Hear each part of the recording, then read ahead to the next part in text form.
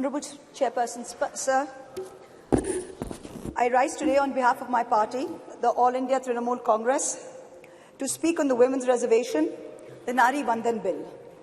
At the very onset, let us remind ourselves that this is India, a country where the poet Kaifi Azmi, in 1940, 81 years ago, 82 years ago, before independence, wrote in his poem Aurat, "Ut meri jaan, mere saath hi chalna hai tujhe.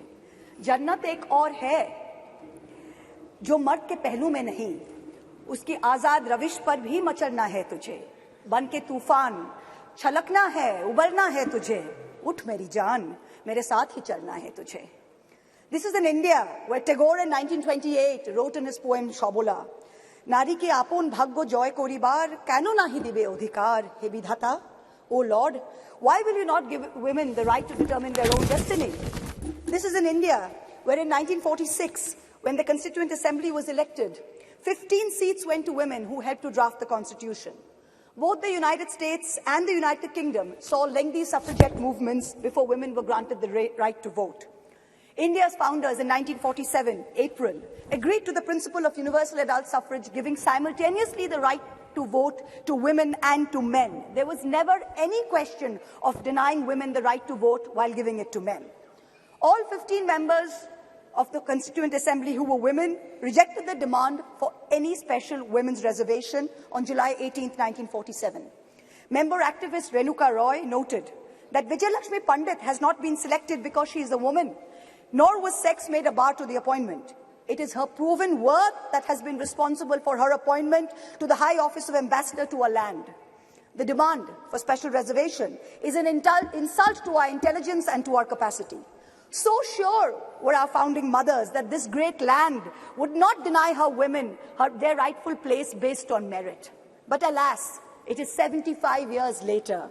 And today it is both my pride and my shame that I stand here as a woman in India's parliament speaking on a women's reservation bill. It is my pride that I belong to the All India Trinamool Congress, a party that sends 37% women among its members to parliament.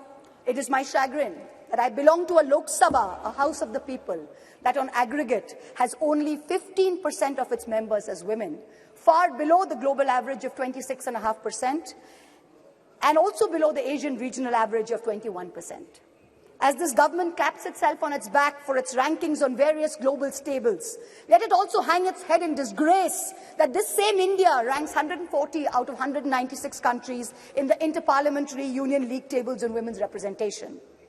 Within women parliamentarians, Muslims and Dalits have been consistently underrepresented. From 1952 to 2004, only 8 Muslim women were elected to India's parliament, to the Lok Sabha, many of whom served multiple terms. In today's Lok Sabha, the 17th Lok Sabha, there are only 2 Muslim women members, both from West Bengal, both from the All India Trinamool Congress, I may add.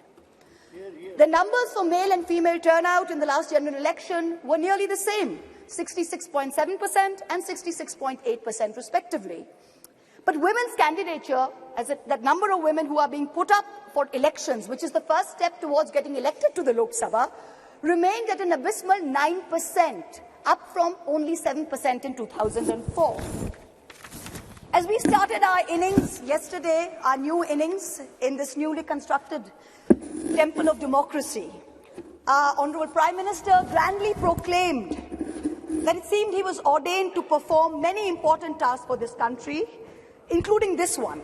And then with much fanfare, this government introduced this bill, claiming credit as usual for a groundbreaking move. But wait, what does this bill really say?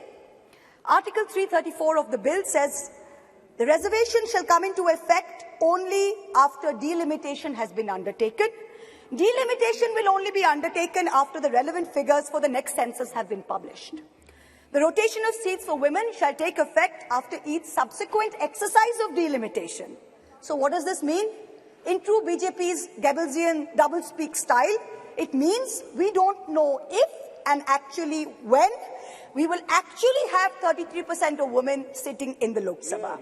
Because number one, the date of the next census is entirely indeterminate. Because of this, number two, the date of the next delimitation exercise is therefore doubly indeterminate. It is also controversial, as my esteemed colleague Kanimoji from the DMK spoke. She said, according to the data, we will have an increase of 0% in the number of seats for Kerala, 26% for Tamil Nadu, but a whopping 79% increase for both Madhya Pradesh and Uttar Pradesh. So women's reservation is dependent on two totally indeterminate dates. Can there be a greater jumla? Forget 2024. This may not even be possible in 2029. We are being asked time and again, do we support the women's reservation bill? Trinamool Congress is bill ko support karega ya nahi? BJP's liaison members are reaching out to us, calling us, asking us to support this bill wholeheartedly. No ifs, no buts, pura support, please kijiye.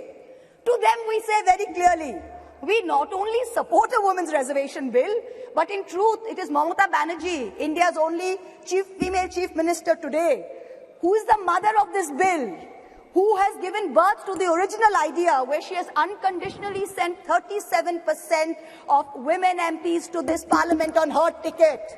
What you have brought here, what this government has brought here today, is not a women's reservation bill. It is a women's reservation rescheduling bill and should be renamed as such.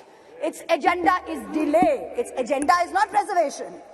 The endless dithering over when there will be the next census, when there will be the next delimitation, will only ensure that the urgent need of reservation for women in elections to the parliament and to state legislatures will be indefinitely delayed yet again. Alas, this is not the historic bill that it is being touted as. It is a sham. And for the women and the men and the girls and the boys who will be the future women and men of India, we had better recognize this because it is staring at us in the face. And I also hope that a sufficient number of amongst us, the current members of parliament, also recognize this bill for what it is, which is a sham.